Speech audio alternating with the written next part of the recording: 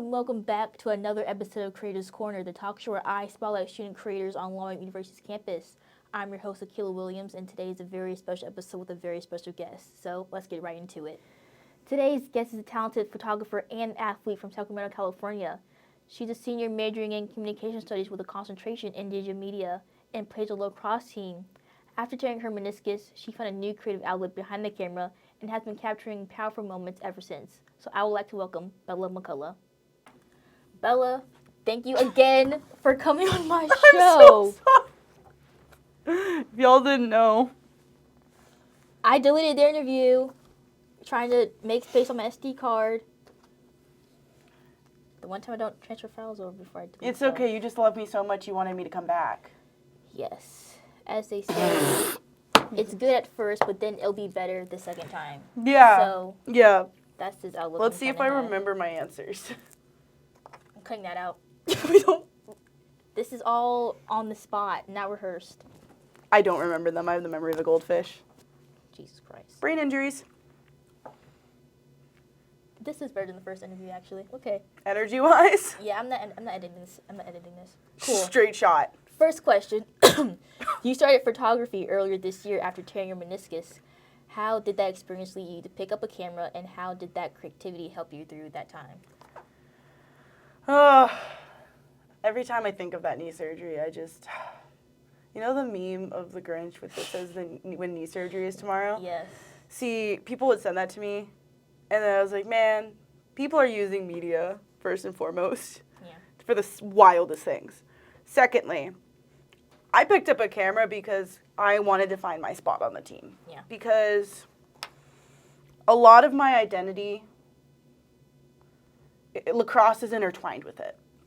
And I love my team and I love my sport, and I still want to give back and find a way for my professional development to improve. So I picked up a camera in like late February, early March. I actually had a concussion before I picked up a camera. So I'd already been filming. I'm already a videographer, but I'm a photographer mostly now. And so I picked up a camera because my coach asked me to take pictures. Yeah. For recruits coming in. And that was my really first big shoot. And then I started taking pictures for games and such. And I just fell in love with it. Yeah. So your mom is a photographer. Mm-hmm. You've grown up around the cameras. So how did being exposed to that world early on shape how you see photography now? First and foremost, I can recognize photographer kid's face anywhere. Mm-hmm. If people at home don't know what it is, it's like this. It's the I don't want to be here, the nothing behind the eyes. I'm a master at the photographer's kid face. You can ask my mom. It's great. Don't actually ask her. Like, please don't reach out to my mom. But words are hard. Basically, I helped on her shoots when I grew up. So I would either be a part of them, or I'd hold the light reflector, and I'd be like this, and it'd be like 4'0" Bella being like, I got it, I got the angles. But I was always involved, and she taught me how to edit without really teaching me, if that makes sense. My bad, I can't sit still, everybody, but she taught me by me just watching her. I'd be sitting doing my homework at the kitchen table with her, and she'd be editing photos, and I'd be watching. Yeah.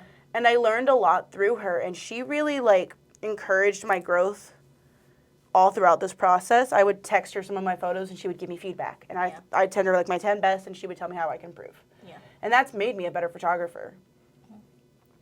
You photograph Longwood's athletic teams while also being an athlete yourself on the lacrosse team. How does being on both sides of the lens change your perspective when you're shooting sports?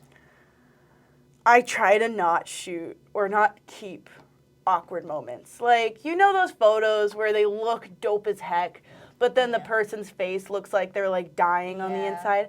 I don't like those. Yeah. And so I know that athletes won't like those. So I try to capture the happy moments, like celebrations, their game face. If they've got a mean mug that could kill somebody kind of vibe, that's what I want to capture.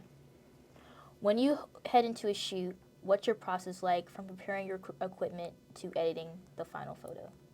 So I rent out my equipment currently, hoping I get a camera eventually. They're expensive and lenses are expensive, but I rent out my equipment, make sure both of my batteries are charged, make sure I have both of my SD cards. I always carry two. I'm one of those people. I always have to have two or else everything's going to fall apart. Yeah. So I bring both my SD cards. I bring my laptop if it's a game shoot, if I'm shooting sports. If not, I don't. But I'll go to the location about 15 minutes earlier than I'm supposed to meet them, just so I can have all of my items set out, prepped, and I just feel more prepared. Normally, we've already gone over locations beforehand. If it's a grad shoot or another type of photo shoot, for athletics, I get there about 2 hours ahead of time so I can work with my boss on anything else they need done.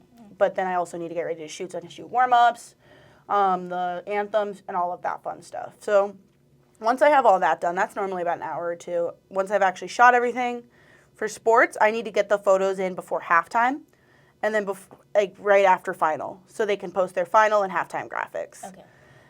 For another shoot, I'll go home, I'll edit all the photos, and then they'll normally get them back in a day or two. I edit pretty quickly, mostly because I kind of value efficiency. I like to go through like 3 different stages of culling.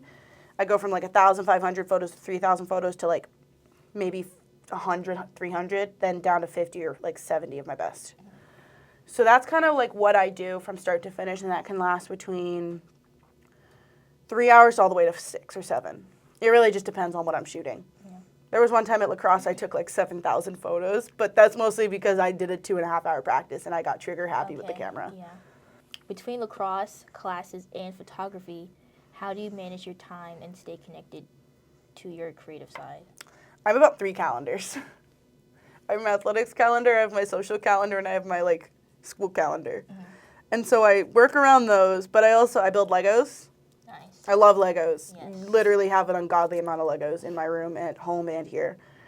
I paint. I love painting, and I do diamond art. I do bedazzling, so I hand bedazzle things. You do tedious tasks. I do tedious tasks, but it also works with my patience and kind of lets me chill and vibe. That's me with puzzles. Like I do like at least like 1,000. I have 1,000-piece puzzles. Why have we not talked about puzzles before? I don't know, but a puzzle. Can we do a puzzle one day?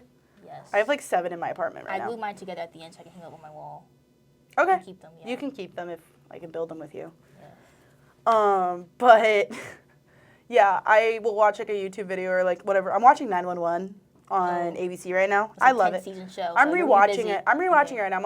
I'm on season 8. Oh, okay. But basically I'll bedazzle. But that's another creative way I do things. You're actually gonna see it soon. My media day photos.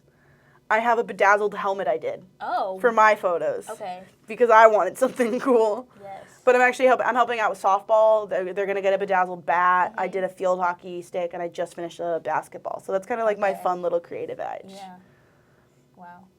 You do a lot. I really do. Yes. You're for the, you're for something. I don't know. I pride myself in full sending everything. Exactly. You go all out, so I'm trying to say. I full send everything. Yes. And my last question for you. You've only been doing photography for a short time, but have grown quickly. What has this journey taught you about yourself, and where do you hope to take photography in the future? I've learned I can do anything I put my mind to. Yeah. Like, I full send everything, and I've really full sent myself into this full sent myself. That's a fun word. Fun phrase. But I can do anything I set my mind to, and if I keep working at it, I'm just going to get better and better. In the future, though, I'm going to start charging. I've kind of hit that point where I feel like my work is worth charging a little bit of money. Nothing crazy, but like $45 for a grad shoot, maybe $50.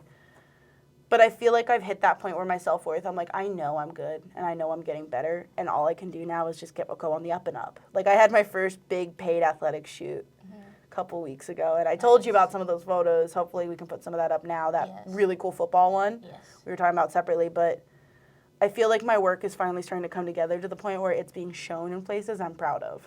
Yes. Yeah. Bella, thank you again. You are so welcome. This again. Akila, I would do anything for you. You guys better like, follow, and subscribe because Akila is the GOAT. You're doing my job for me. I don't do my outro. That was the outro. Thank you. Boom! Bella, thank you for coming. You're welcome. Mr. Boo, yes. Look at my son. Lafufu, actually. Pride is not the word I'm looking for. Fade out. We're cutting you off. And that concludes this episode of Creators Corner. You can check out Bella's photography and follow more of her work on Instagram. Be sure to like, comment, and subscribe for more stories from talented student creators. And I'll see you in the next episode.